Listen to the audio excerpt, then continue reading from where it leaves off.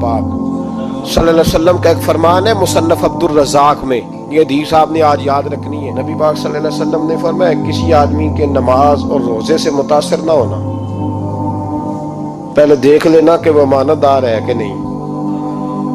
किसी के नमाज रोजे से मुतासिर नहीं होना, पहले देख लेना कि दयानतदार है कि देखना लोगों की जेबों पे कितनी नजरें डालता है। फरमाया बहुत सारे नमाज रोजे वाले धोखेबाजी करते हैं, दयानती न करें, अपने ओहदे का पास रखें, अपने मनसब का ख्याल रखें। ओहदे जिस जगह आप मौजूद हैं आपकी जिम्मेदारी है। मेरे रसूल पाक सल्लल्लाहु अलैहि वसल्लम ने फरमाया हर बंदा तुम में से निगरान है और जो उसकी रियाया है उसके बारे में उसने जवाब देना है।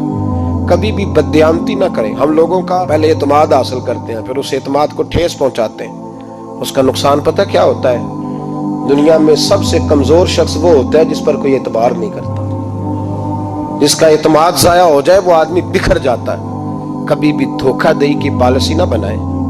हम लोगों से मुफादात लेने के लिए अपने रवैये मीठे करते हैं और जब काम निकल जाता है फिर हमारे रवैये बदल जाते हैं। ये धोखा है, ये बददयानती है। इसको अल्लाह रसूल ने पसंद नहीं किया। मेरे नबी पाक अलैहिस्सलाम ने फरमाया जिसमें तीन बातें पाई जाए वो तो मुनाफिक है।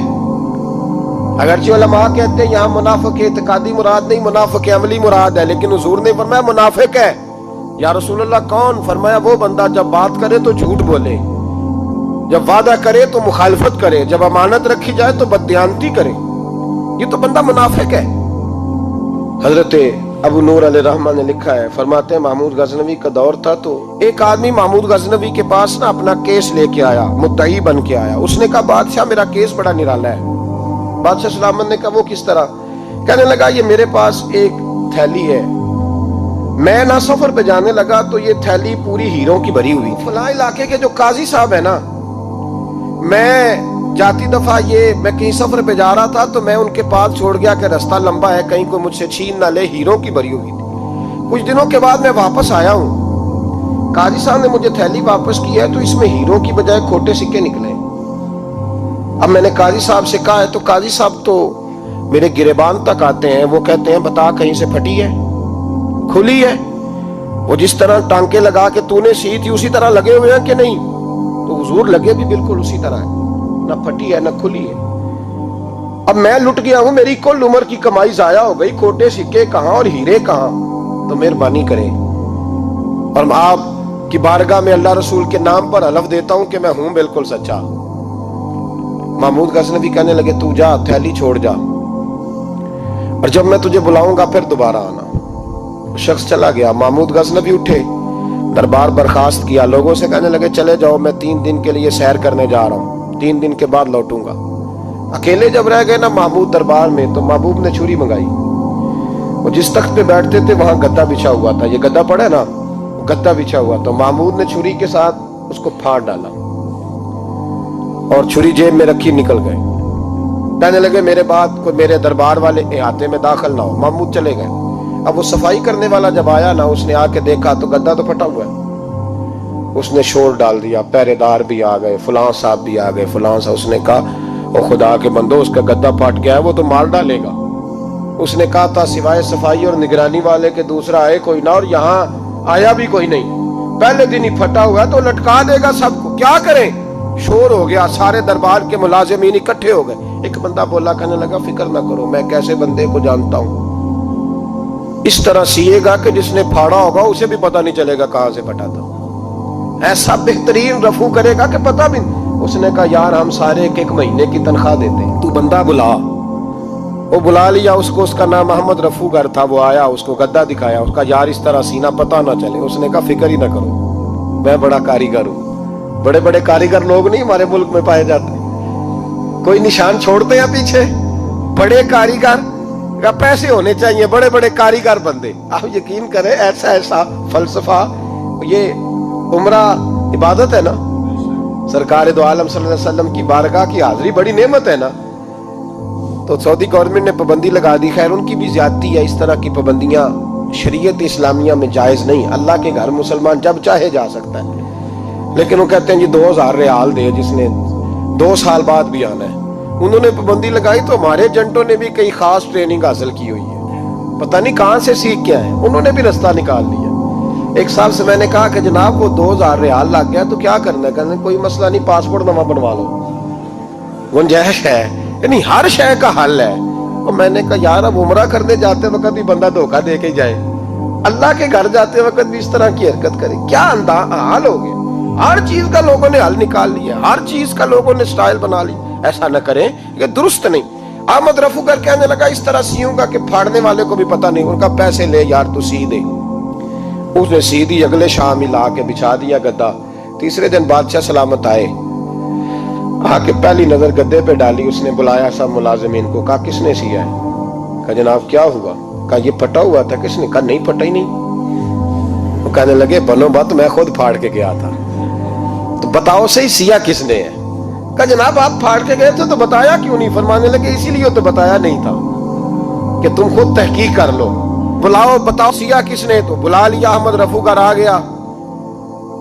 اس کو جب بلا کے سامنے بادشاہ کھڑا کیا، کہا بھئی تم نے سیا ہے؟ کہنے لگا حضور آپ کے سارے ملازم کٹھے ہو کے آئے تھے، میری غلطی کوئی نہیں۔ کہا نہیں یار تو بڑا کاریگر ہے، میں نے اپنے ہاتھ سے پھاڑا تھا پر مجھے بھی نہیں پتا چل رہا کہاں سے پھٹا تھا۔ اچھا یہ بتا یہ تھیلی جو ہے یہ بھی تو نے سی تھی؟ اس نے کہا جی آپ کے خادم کا ہی کارنامہ ہے، وہ فلانے علاقے کے قاضی صاحب آئے تھے، اس میں سے ہیرے نکال کے تو کھوٹے سکے بھرے تھے، تو مجھے بھی تھوڑا سا حصہ ملا تھا۔ محمود نے سارے گواہ بھی اکٹھے کر لیے، ثبوت بھی اکٹھے کر لیے۔ پھر قاضی کو بلایا، پہلے سارے ثبوت اور گواہ کیس حل کر لیا۔ پھر ہمارے ہاں یہ حال ہوتا ہے کہ مدعی 2-3 ہفتے کے بعد خود ہی ہاتھ باندھ جاتا ہے، کہنا تسی میری جان چھڈو، مجرم پھڑو پاوے نہ پڑھو۔ وہ کہتا ہے مجھے معافی دو، میں رہا۔ ظلم ہے نا، ظلم زیادتی ہے کہ جو بیچارہ اتنے سوال مجرم سے نہیں ہوتے جتنے مدعی سے ہوتے ہیں۔ آپ یقین کریں اتنے سوالات ہوتے ہیں، بیچارہ ہف جاتا ہے۔ یہ طریقہ درست تو نہیں ہے کہ لٹ گیا اور دوسرا طرح طرح کے سوالوں کے جواب دیتا پھرے بیچارہ۔ سارے ثبوت اکٹھے کر کے قاضی صاحب کو بلایا، تنہائی میں لے جا کے محمود غزنوی نے کہا قاضی صاحب آپ سے غلطی ہو گئی، غریب آدمی تھا، وہ لٹ گیا ہے، اس نے تو بڑی مشکل سے کچھ ہیرے جمع کیے تھے اور اس کی کل کائنات تھی، تو آپ اس کا مال اسے دے دیں، بات ختم۔ قاضی صاحب کہنے لگے آپ مجھ پہ الزام لگا رہے ہیں، سوال ہی نہیں پیدا ہوتا۔ آپ میری داڑھی دیکھیں، آپ میرا اعزاز دیکھیں، دنیا جانتی ہے میں اس کا۔ قاضی صاحب انسان بھول ہی جاتا ہے، بندہ بھول جاتا ہے، غلطی ہوگی، مال نے کہا نہیں سب۔ کہا میں تنہائی میں پوچھ رہا ہوں، میں اس وقت پوچھ رہا ہوں جب دوسرا موجود کوئی نہیں، آج توبہ کر لے، میں کچھ نہیں کہوں گا، تو میری زبان پہ اعتبار کر، تجھے پتہ ہے میں جو کہتا ہوں اس پہ عمل بھی کرتا ہوں، باز آ جا۔ پر قاضی نے کہا نہیں میری غلطی کوئی نہیں۔ محمود نے پھر بڑے دربار میں بلا لیا، مجمع عام میں۔ مہلت کے دنوں میں جو توبہ کر لے وہ بچ جاتے ہیں، لیکن لوگ رسوائیوں کے دنوں میں پھر واپس لوٹتے ہیں اگلا گھر دیکھ کے، پھر حالات اور طرح کے ہو چکے ہوتے ہیں۔ جب بڑے دربار میں قاضی کو بلایا، بھائی تو مانتا ہے کہ نہیں؟ اس نے کہا نہیں۔ تو کہا بلاؤ احمد رفو گھر کو۔ جب احمد رفو گھر آیا تو بوڑھے قاضی کی ٹانگیں کانپنے لگی، جملے ٹوٹنے لگے، لفظ زمین پر گرنے لگے، بات صحیح نہیں ہوتی، زبان لڑکھڑانے لگی۔ محمود کہنے لگے قاضی میں نے تجھے کہا تھا وہاں مان جا بات، اب بڑے دربار میں بول۔ تو جب قاضی صاحب کی گردن خود بخود جھک گئی تو دنیا سمجھ گئی، کہا نکل جا میرے دربار سے۔ محمود بولے نکل جا، اتنی تجھے عزت دی، اتنی بڑی تنخواہ دی، قاضی بنایا، اور یہ چھوٹی سی رقم کے لیے، تھوڑی سی رقم کے لیے تو بددیانت ہو گیا، چل چلا جا، نکل۔ قاضی دربار سے نکلا تو لوگ لعنتیں برسانے لگے۔ کل جو دکانیں چھوڑ کے سلوٹ کرنے آتے تھے وہ کہنے لگے اس کی عمر دیکھو، اس کے کام دیکھو، دیکھو اس نے کیا کیا۔ گھر گیا، بچے جن کے لیے پاپ کمایا تھا، جنہاں لی تو پاپ کمائے ہن کتھے نہیں ہو تیرے کر دے۔ وہ بچے کہنے لگے ابا جی ہم تو سکول مدرسہ جانے کے قابل نہیں رہے، امید تھی کہ بیوی ساتھ دے گی۔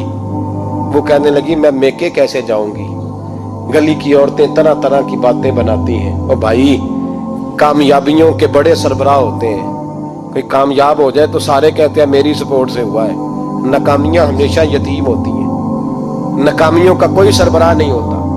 جب تک تو قاضی تھا تو بڑے بات تھی، ہر بندہ کہتا تھا رشتہ دار ہے، رسوائی ہو گئی تو وہ تیری آنکھ ہو یا سنگ ملامت کی چبھن، کون پہنچا ہے میرے درد کی گہرائی تک، دور شہرت میں تو یاروں نے کیا یاد بہت، ساتھ آیا نہ کوئی کوچے رسوائی تک۔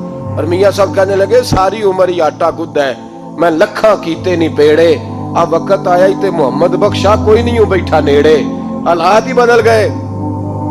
قاضی خاموشی سے اندر چلا گیا، اپنی رسوائی سمیٹ کے بستر پہ لیٹا، نہ روٹی کی بھوک لگی، نہ پانی کی پیاس لگی، نہ نیند آئی، ساری رات تڑپتا رہا۔ سویرے گھر والوں نے دروازہ کھولا تو روح پرواز کر گئی تھی، دنیا چھوڑ گیا۔ حضرت ابو نور علیہ رحمہ بولے، فرمانے لگے یاد رکھو کبھی بددیانتی نہ کرنا، کبھی۔ یہ تو محمود غزنوی کی عدالت تھی، قیامت میں رب کریم کی عدالت لگے گی۔ اور فرمایا وہاں تو گواہی دینے والا احمد رفو گر تھا، قیامت میں تو تمہارے اپنے ہاتھ پیر گواہیاں دیں گے، ہمارا اپنا وجود گواہی دے گا۔ اور فرمایا یہاں تو لانتے دنیا دار برساتے تھے، وہاں فرشتے ہوں گے۔ اور قاضی کو تو موت آ گئی تھی، قیامت میں تو دوبارہ موت بھی کوئی نہیں آئے گی، وہاں تو رہنا ہے اور سہنا ہے۔ بددیانتی معاشرے میں، اتنی بددیانتی ہر جگہ۔ اس معاشرے کا بھی کچھ بنے گا جہاں دوائی بھی خالص نہ ملے، جہاں دوائی میں بھی بددیانتی ہو۔ لوگ اپنے بچے کو آکسفورڈ یونیورسٹی میں پڑھانے کے لیے غریبوں کے بچوں کے رگوں میں جو دوائی اتارے وہ بھی 2 نمبر۔ اتنا بڑا بھی کوئی بددیانت معاشرہ ہوتا ہے کہ لوگ یہاں تک دھندا کریں، یہاں تک کہ لوگ لوگوں کی زندگیوں سے کھیل جائیں اور ہمیں احساس تک نہ ہو کہ کوئی مر جائے گا، کوئی ڈوب جائے گا، کیا بنے گا۔ اور جس نے وہ رجسٹر کی دوائی کی، اس نے 2-4 لاکھ روپیہ لیا اور اس نے یہ نہیں سوچا کتنے انسان میری وجہ سے مریں گے۔ قتل صرف یہ تو نہیں ہوتا گولی مار کے مار دینا، لوگوں کی زندگیوں سے لوگ کھیل جاتے ہیں، لوگ تباہی کر جاتے ہیں، لیکن بددیانتی سے باز نہیں آتے۔ میرے رسول پاک علیہ السلام کے غلاموں، نبی پاک صلی اللہ علیہ وسلم نے ذرا سی بددیانتی، اور صحابہ کا یہ مزاج تھا، اتنی سی بھی کبھی ان سے غلطی ہوتی تو تڑپ جاتے۔